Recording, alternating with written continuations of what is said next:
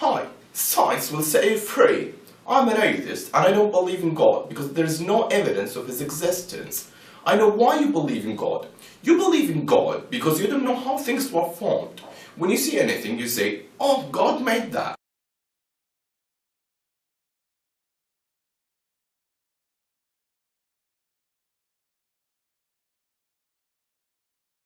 That shows how short-sighted and ignorant you are. You attribute it to God because you don't want to find any other explanation for its existence. You believe in God due to your ignorance. And if there is a God, then who created this God? Well, I really respect you, but I don't agree with what you have said.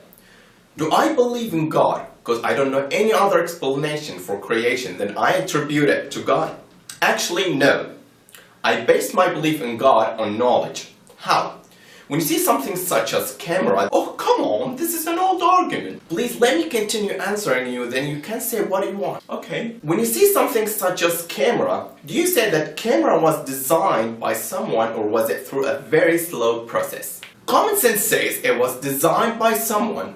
I can't say you are lazy if you would say it was designed by someone because you don't want to think or use your mind. There can't be any other explanation except it was designed by someone. That's what I'm talking about. You base what you know on knowledge. According to life experience and common sense, order doesn't spontaneously arise from chaos. The more complex and ordered the system, the more functional the form, the greater level of intelligence behind it. You agree with me, don't you? Yeah, I agree. When we look at any camera, we know it contains plastic, glass, etc.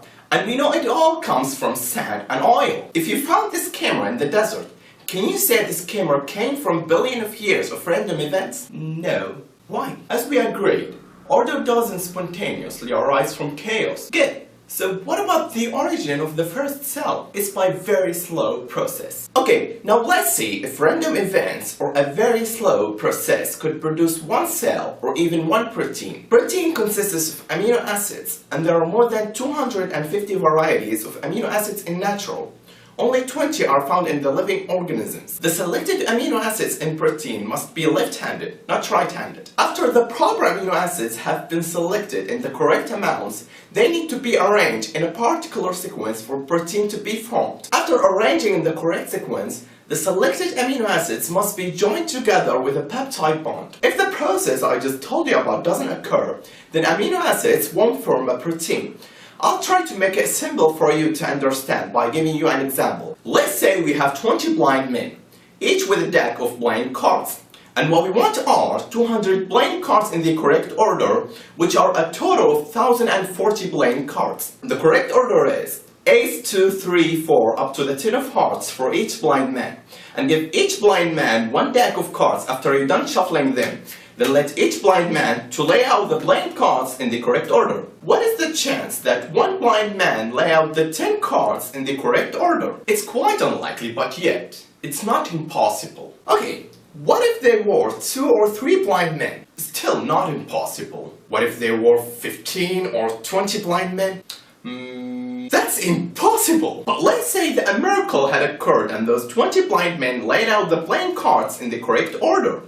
The issue is that those 20 blind men won't be able to know if they laid out the playing cards in the correct order or not. They have no goal or a purpose behind laying out the playing cards. I mean, nothing will stop them if they approach to the correct order because they don't know if they are doing it right. They'll continue. And the same idea applies to amino acids when they come together to form a protein. The deck of cards are like the various amino acids, and the 200 cards in the correct order like the 200 amino acids in the correct order that form the proteins. And blind men are like the random conditions that would assemble the amino acids to form a protein. What will maintain the correct order of amino acids when they approach to the precise order? Well, there is a natural law which controls the order of things. For example, I can't program a software program on the computer which can't direct the playing cards to be in the correct order. But your program has been designed by you. It was designed to choose a certain playing cards that gives us the correct order and to maintain the correct order. So, who wrote this natural law that recognizes and chooses the required amino acids in the exact order and maintains the complex organization of the amino acids? Remember, order doesn't spontaneously arise from chaos. So, the first issue is the impossibility of this grouping in the correct order. The second issue is amino acids are unaware whether they approach the correct order or not. And the third issue is maintaining this in the correct order and also recording the details into code and copying them, then again copying them. Could the very slow process produce such a law like that? Russian scientist Alexander Operin said, "The spontaneous formation of such an atomic arrangement in the protein molecule would seem as improbable as the accidental origin of vowels and need from scattered letters." And all what we are talking about right now is only one protein. All these complexities are only in one protein. How complex do you think a cell that contains hundreds of proteins is? أم خلقوا من غير شيء أم هم الخالقون. Now, let's escape to the biggest issue, which is consciousness. Think for a while of a piece of clay in front of you. Do you think that given 1,000,000,000,000 years or infinite time that this clay could suddenly or even gradually become conscious and aware of its surrounding and identity the way you are? It could never happen. And the same goes for any kind of matter. It could never become aware, never think, but you position is that. Are you talking to me, mate? No, I mean you're talking to me, don't you? Yeah, you. Consciousness can't be something materialistic or physics. It's something different. When you dream, you see some things you didn't choose to see, and it seems like reality. Could all these come from the materialistic brain? No. The physicist Leonard Malagno, in an interview in the CNN channel, he brought up this point and said, "There's no physics explanation. In fact, there's no physics explanation for consciousness, and as far as I can tell, I've never seen consciousness even defined in a way that the scientists can really deal with." Also, Richard Dawkins, the most popular atheist and the hero for many atheists, he was asked, "What's the one question you want to most see answered?" He said, "How does subjective consciousness work? How does it evolve? And what's going on? When I have my own private feelings and you have your own private feelings, what happens when I see something red? What is it that makes the redness? What is it that makes the smell of onions? What is it that gives the subjective sensation that I know I have and I suspect you have, but I can never know what's going on inside your head?" Talking of Richard Dawkins, Ben Stein in his documentary Expelled, No Intelligence Allowed, he interviewed Richard Dawkins and he asked him about the possibility of the intelligent design. He answered, "It could come about in the following way. It could be that at some earlier time, somewhere in the universe, a civilization evolved by probably some kind of Darwinian means to a very, very high level of technology and designed a form of life that they seeded onto, perhaps this planet. Now, that is a possibility and an intriguing possibility. And I suppose it's possible that you might find evidence for that if you look at the details of biochemistry, molecular biology. You might find a signature of some sort of designer. He said, designer. And that designer could well be a higher intelligence from elsewhere in the universe.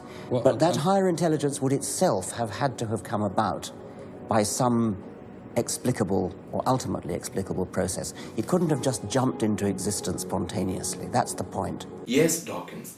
This designer is higher intelligence. This designer is nothing like unto him. This designer must be different from his designs. If that design or creation is dependent, the creator must be self-sufficient.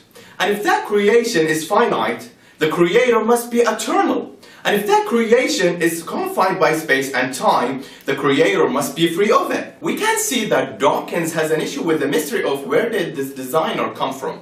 In the other words, who designed the designer or who created God? Well, this is a flawed question in my opinion. Why?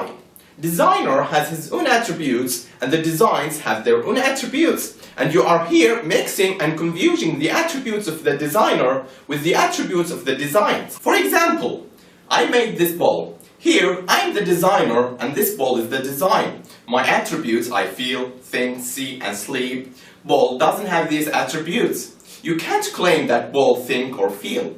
And you can't associate the attributes of ball with me. The ball doesn't have the ability to comprehend what I feel or think because its attributes are limited. And the designer has superior attributes than the design. I'll repeat the example, but I'll replace the word me with the word God, and replace the word ball with the word me. God made me.